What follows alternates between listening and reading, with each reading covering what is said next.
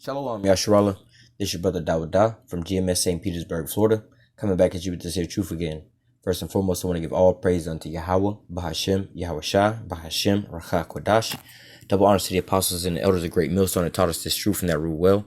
And salutation and much love for you, Akim, pushing this truth and sincerity on the four corners of the earth and enduring afflictions to feed and edify the elect. All right, so I want to jump into this quick little lesson, speaking on things that how do I say, that's at hand, or things that we're expecting to come, So we still have some more prophecies to take place, as we wind down to the end of this thing, before salvation get here, The RFID chip, the mark of the beast, being implemented is one of them. All right, thermonuclear warfare is another one. Jacob's trouble, but also the confusion of faces. There's got to be a gathering. So we're gonna look at this here topic today. All right, so I'm gonna start out by painting a picture. Going back in history just to fill in, the blanks of what's going on here. To make a little bit things make more sense. So we starting here in Deuteronomy 28.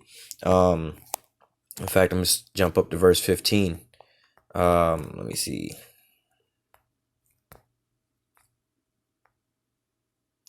This is Deuteronomy 28 and 15. It says, "But it shall come to pass, if thou wilt not hearken unto the voice of Yahweh thy power, to observe to do all the commandments and his statutes, which I command thee this day, that all these curses shall come upon thee and overtake thee." All right. Now, this is the covenant that we as the children of Israel made with the Most High. All right.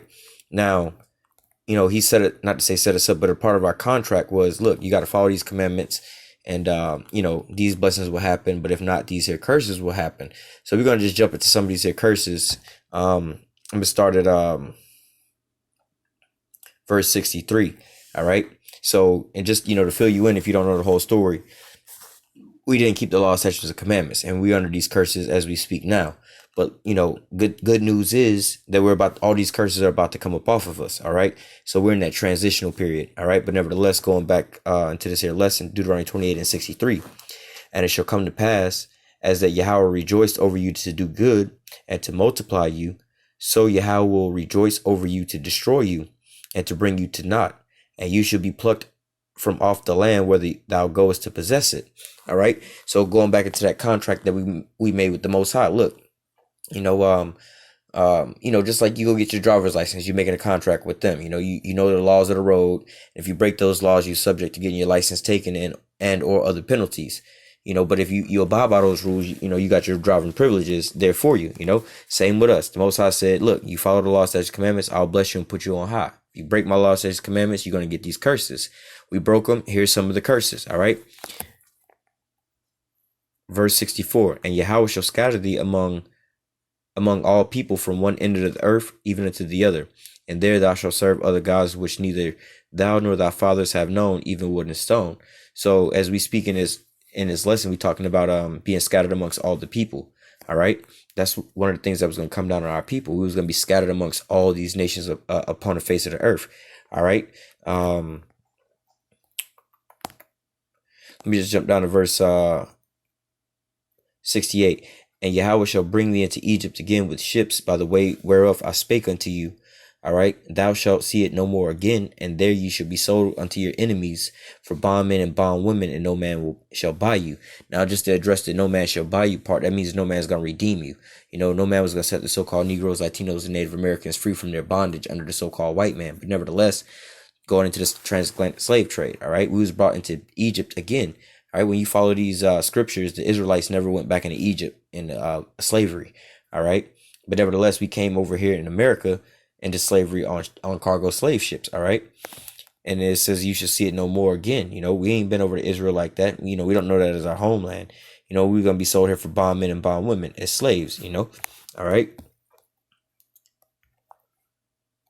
Let me jump over to Daniel 9 and verse 7. So we broke the law, statutes, and commandments. We broke the covenant that the Most High had made with us. All right. So we got the bad end of the bargain, I had to say a bad end, it was a fair end, but nevertheless, we got the curses. All right. So we was going to be scattered into all these other nations. All right. A byproduct of being scattered into these other nations. All right. This is Daniel 9 and 7. It says, "O Yahweh, righteousness belongeth unto thee, but unto us, the Israelites, confusion of faces as at this day, the men of Judah and the inhabitants of Jerusalem, and unto all Israel that are near and that are far off, through all the countries whither thou hast driven them, because of their trespass that they have trespassed against thee. So it addresses the reason they was going to be, near and far. What does that mean? They was going to be scattered into all these nations, as the scriptures say, a part of the covenant. All right. So Judah and Jerusalem, or Judah and Israel, the northern and the southern kingdom, was going to be scattered into the whole four corners of the earth. Now, when you follow the scriptures, from the captivity the northern kingdom went in Assyria. All right. From there, all right, they came over to the Americas. So they wasn't in captivity. All right. They only went in one captivity, and they got on their own boats and came over here. All right. But during the time of the transatlantic slave trade, that's when they was also shipped out to the other way, and they was put into captivity, like the scriptures say. Israel and Judah was oppressed together. All right. And this is the place where we were oppressed together, both the northern and the southern kingdom. But nevertheless, the Most High say what? Salak it. That confusion of faces belong unto the whole house of Israel. Why? Because they would be scattered into all these different nations. All right. They was going to be scattered amongst all these different nations. So a part of that, and being in captivity for so long, what would happen? Just like what happens here in America, you start mingling with the other nations, and therefore, your skin color starts changing up and things like that. And, or i.e., you keep your skin color and everything like that, but you start picking up other, other people's customs, So like, let's say that Judah did, look like what I look like, a so-called black man, originally looked like a so-called black man, right? I look like still like a so-called black man to this day, but what? I grew up believing that I was a Babylonian or an American with American traditions, or a black people's traditions. You see what I'm saying? Even though I still, look exactly how I was supposed to look according to what I would look like according to my tribes, but what? My culture changed, So as an example of that, we're going to grab, like the scriptures say, we were scattered into all nations. Now, that was in the Old Testament, we broke the commandments in the Old Testament. All right. Now, like I said, the northern kingdom went into captivity pretty early off, and the southern kingdom, was handed from kingdom to kingdom up until the Roman times, and at the 70 AD, that was when the southern kingdom, all right, was scattered from there, and they fled into into Africa, all right, and then that's how you get them from Africa. They had something called the sub-Saharan slave trade, where the Arabs, all right, rounded up the southern kingdom, all right, and moved them from the east coast, from the east coast, where it's closer to Israel and Egypt, all right, where we fled on foot. They rounded us up from there and moved us to the west coast. That's how we mainly populated Western Africa and things like that, all right. And then, basically the Africans, the Hamites, they wound up selling us from there to the Edomites, all right. But nevertheless, we come over here, we pick up all these different, from our slave masters, we think that we so-called French Creole or Spanish or whatever, things like that, partaking into the cultures of our captors, all right. But nevertheless, here's an example of back in those days, 70 AD, like I said, the southern kingdom was by themselves. The northern kingdom wasn't around. They was over here in the Americas. All right. So when Yahushua walked the scene and things like that, at this point in time, you still had some of the southern kingdom that was scattered abroad. All right. So this is Acts 2:1. And when the day of Pentecost was fully come, they were all with one accord in one place. So what is that? Briefly touching on that. It's a high holy day. All right. They're supposed to go to Jerusalem for that. So all the ones that was on one accord to follow the law, statutes, commandments. All right. That was the one accord that they was on. They followed the high holy days. Obviously the ones who didn't, the strangers who didn't know who they were, they wasn't keeping the high holy days. So they didn't even know about it. So let me jump down to verse 5. And there were dwelling at Jerusalem Jews. Now, instead of Jews, technically it was the southern kingdom, but nevertheless, these are Israelites for a better understanding. All right. We're talking about Israelites here. All right. And not the southern kingdom. This is majority of the southern kingdom, but you did have some of the northern kingdom there. But for this, we're going to just say the children of Israel. But they were dwelling at Jerusalem, Israelites, devout men out of every nation under heaven. All right. So this is kind of touching on the Gentile type of thing.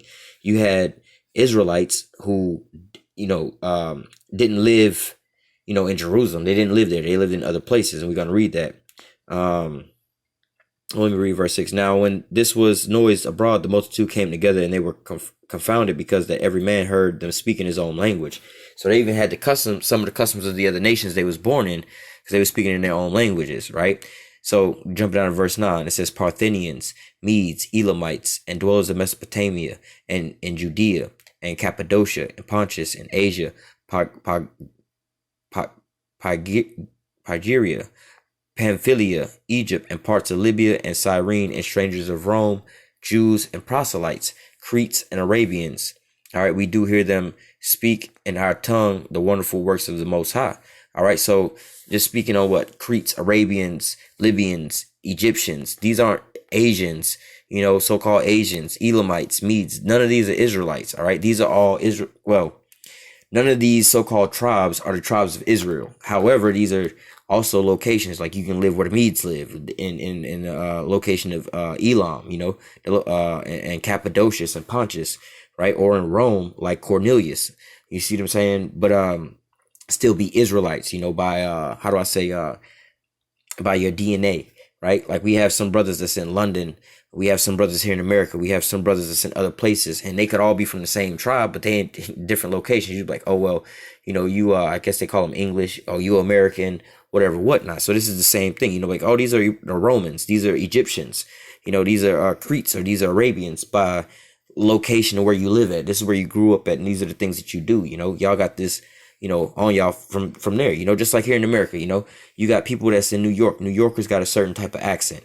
New York, you got people down south, hey y'all, you know what I'm saying? But these are all Americans, right? But they have somewhat different traits and different things based off of where they at. Same with these people here. They're all Israelites, all right? For example, they all Americans, right? But these are all Israelites by DNA, bloodline, right? They just so happen to live in different locations and pick up different pieces from these different places that they live in, just like if you had a Chinese couple come over to America and have a child and raise them up in the American civilization and everything like that. Even if the parents don't speak Chinese or speak English, the child gonna grow up here learning and speaking English. They're gonna pick up American customs because this is their surroundings. All right. So same here with these people. These are Cretes, Arabians, Egyptians, Parthians, Medes, Elamites, and so on and so forth. These Asians, these are all Israelites who just dwelled in these areas. All right. Because wow, we were scattered into the four corners of the earth, into all different nations. All right. Into captivity. All right.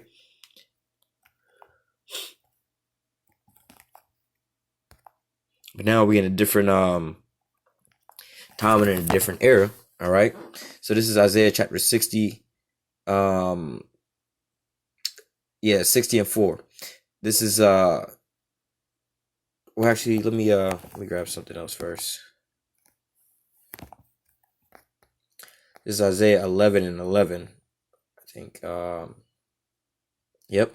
Isaiah 11:11. And it shall come to pass that in that day, all right, in the day that these prophecies come to pass where we live in now, that Yahweh shall set his hand again the second time to recover the remnant of his people, which shall be left from Assyria, from Egypt, from Pathros, from Cush, from Elam, from Shinar, from Hamath, and from the isles of the sea. Okay, and he shall set up an ensign for the nations, and shall assemble the outcast of Israel. All right, and gather together the dispersed of Judah from the four corners of the earth. Which is pretty much self-explanatory. The outcast of Israel. Could be speaking on, again, like I said, not to even say America got anything to do with it, but nevertheless, I grew up thinking that I'm like a so-called black man here in America. Now let's say all of Israel dwelt here predominantly in America, like this was our homeland or whatever, whatnot. Like, oh, well, because you there, that's your location, that so on and so forth. Well, I didn't know I was an Israelite, even though I'm still living here amongst my own people in the land. I wouldn't have known that. So it's talking about these people. It says he set up an ensign for the nations, and what's that? That's some prophets out there, calling forth, the dispersed of Israel, letting them know who they are. You can go to I'll grab it actually. He should set up an ensign, and we're going to touch on that in a second, and shall assemble the outcasts of Israel and gather together the dispersed of Judah from the four corners of the earth. All right. Let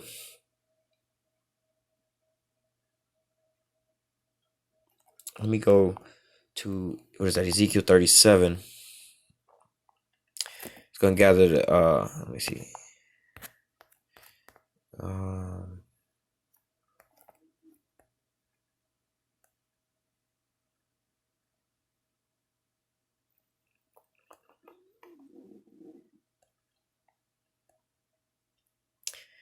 Ezekiel 37:16, it says, moreover, thou son of man, take thee one stick and write upon it for Judah and for the children of Israel and his companions, and take another stick and write upon it for Joseph, the stick of Ephraim, and for all the house of Israel and his companions, and join them one to another into one stick, and they shall become one in thy hand. All right.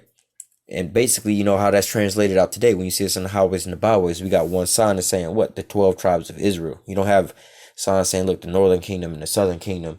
You know what I'm saying? They basically all together, you know? It says, and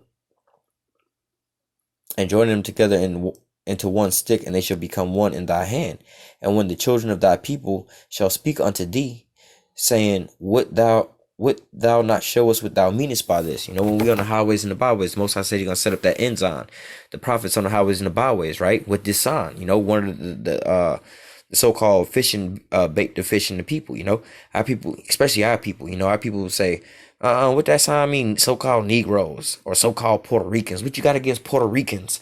What you got against Mexicans or whatever, whatnot? The Lord know that our people in their spirit, they're gonna gravitate to that sign, you know, and that's why you got verse 18. And when the children of thy people shall speak unto thee, they, you know, we on the highways and the byways, could be talking about so-called UFOs, you know.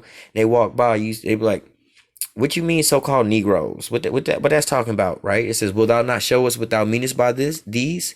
All right, verse 19. We done got them with the bait, all right? But now what? We reeling them in. Verse 19, say unto them, thus saith Yahweh power, behold, I will take the stick of Joseph, which is in the hand of Ephraim, and the tribes of Israel his fellows, and will put them even with the stick of Judah, and make them one stick, and they shall be one in my hand. And the stick whereas thou writest shall thy hand be before thy eyes. Verse 21, and say unto them, thus saith Yahweh power, behold, I will take the children of Israel from among the heathen, whether they be gone, and will gather them on every side, and will bring them into their own land. All right. Well, yeah, verse 22, and I will make them one nation in the land upon the mountain of Israel. And that's what you see on the highways and the byways. You know, you see camps coming together with the northern and the southern kingdom together. You know, we're not like, oh, we two separate kingdoms. You know, still you got, you know, the kingdom of Israel and the kingdom of Judah. Nah, we like, yo, we the whole house of Israel, you know. We all together as one house, not two separate kingdoms no more. All right. It says, I will make them one nation in the land upon the mountains of Israel, and one king shall be king to them all, and they shall be no more two nations, neither shall they be divided into two kingdoms anymore at all. So what? They're not going to have a northern kingdom. The kingdom of Israel is not going to be there no more, and the kingdom of Judah is not going to be there no more. It's just going to be the whole house of Israel. All right. It says, neither shall they defile themselves anymore with their idols. Actually, yeah, we're not going to grab any more of that for the time's sake. Yep, but nevertheless, that end sign was going to be what? The men of the Lord on the highways and the byways, and one of the debates to bring in our people would be this here sign, you know? That's that end sign where the Lord was going to be bringing the children of Israel back together, first and foremost, knocking out that curse that there was going to be strife between the brethren, all right? Let me touch on that real quick. Not going too far off topic.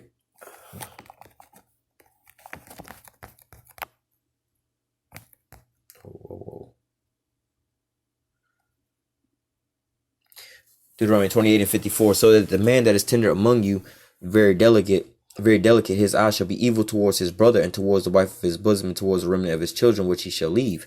So what? Basically, you see strife between, you know, hey, this could be in just one tribe alone. You know, the so-called black man be banging on the so-called black man. You know, men, you know, so-called black on black crime, but also amongst the brethren, the tribes. You know, Issachar with Ephraim. You know, Judah with Levi, so on and so forth, you know. But nevertheless, the Most High said he's going to basically clean us up from all these curses. And he's going to start bringing, sealing back up the breaches where we was all divided. He's going to sew all that back up together. All right. So let me go back to Isaiah 11:11 real fast. This is Isaiah 11:11. It shall come to pass that in that day Yahweh shall set his hand again the second time to recover the remnant of his people, which shall be left from Assyria, and from Egypt, and from Patros, and from Cush, and from Elam, and from Shinar, Hamath, and from the Isles and the sea. So, and some of these people, all right, like you have some brothers that's over there in England and stuff like that, and, you know, all over other places of the earth that know they're Israelites, although they're not necessarily here in America. Again, not saying America's Jerusalem or anything like that where we all live, but nevertheless, you have brothers on the other side of the globe that know who they are, you know, so they being, you know, woken up first and foremost in these different nations, but they would be under like how, for example, I was under the impression I was a so-called American, a so-called black American. Wherever they're living, they would be under the impression that they're so-called whatever. If they was in Asia, you know, somewhere in Asia, oh, I'm Asian, I'm Japanese. But now what? They're gonna start how do I say, waking up to that fact first and foremost. All right. But then it says, verse 12, and he shall set up an ensign for the nations and assemble the outcasts of Israel and gather together the dispersed of Judah from the four corners of the earth. So they're going to start being brought in. All right. Well, before that, they was like the Lord said he was going to set up the ensign. Like I said, you got the prophets on the highways and the byways fishing and bidding as many to the marriage, waking up our people. But what, they're going to actually be gathered. It's not going to just be a mental wake up type of thing. Some people going to just wake up in their locations. The Lord going to deliver them from there. But also the vast majority of the Israelites going to be delivered from here in America. All right. And that's what you're starting to see happen here. All right. So from there, we're going to go to Isaiah 60 to show you that in the scriptures as well. Isaiah 60:4 says, lift up thy eyes round about and see.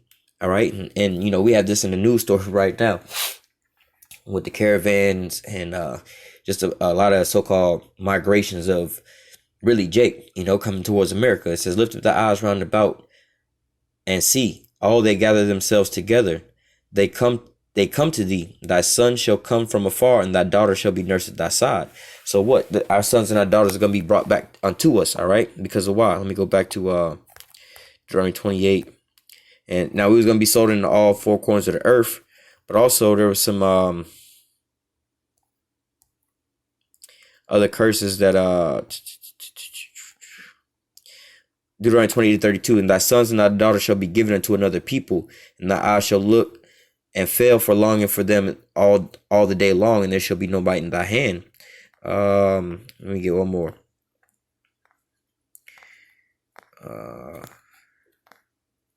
Verse 41, thou shalt beget sons and daughters, but thou shalt not enjoy them, for they shall go into captivity. All right, and go into captivity by way of what? Being scattered into the four corners of the earth. So what? The Most High said, what? I'm going to bring your sons and your daughters from afar. You know, because we have our lineage is scattered all throughout the whole earth, you know, especially the slavery that was the example of the slavery we have here in America, where they was splitting up families here. You know, you might have half of your family, you know, a husband and over here in America or whatever, or in like, let's say Georgia, and then another one in another state, family all split up. Now that child parents is split, then the child grow up and gets split from where the original roots are. You know, that family and that lineage is not together no more, but the Most High say he going to gather them all back together again. All right. Let me go from there to Ezekiel 37. We'll close out here. Let me go back to Isaiah. Isaiah 60:4. Lift up thy eyes round about and see. All they gather themselves together. They come to thee. Thy son shall come from afar, and thy daughter shall be nursed at thy side. All right. Let me go to Ezekiel 37. This is Ezekiel 37 and verse 21.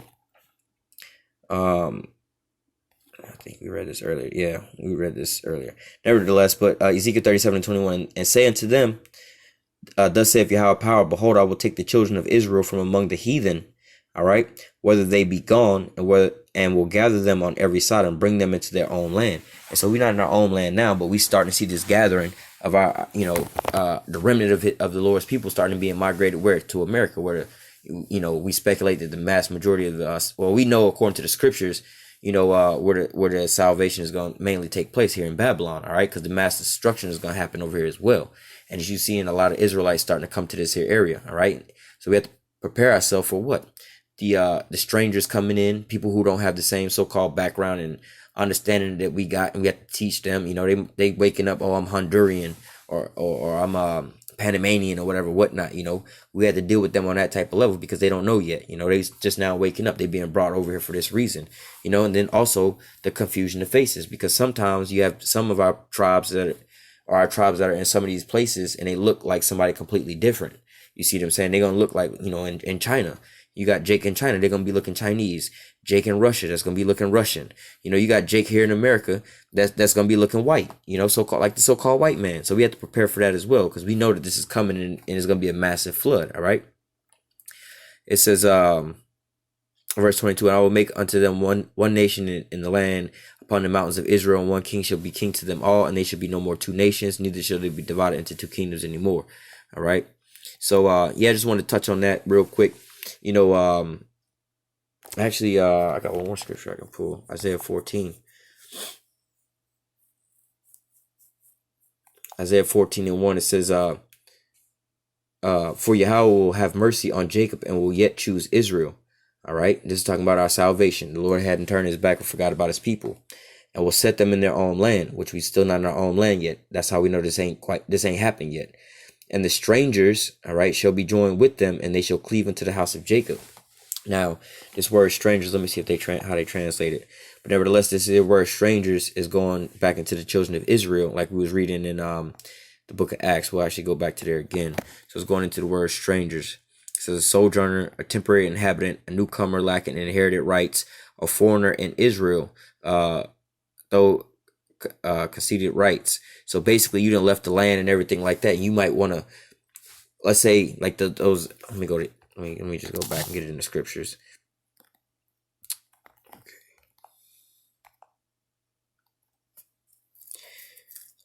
So it said that the strangers was going to be joined back unto him. Let me get this and we'll close out.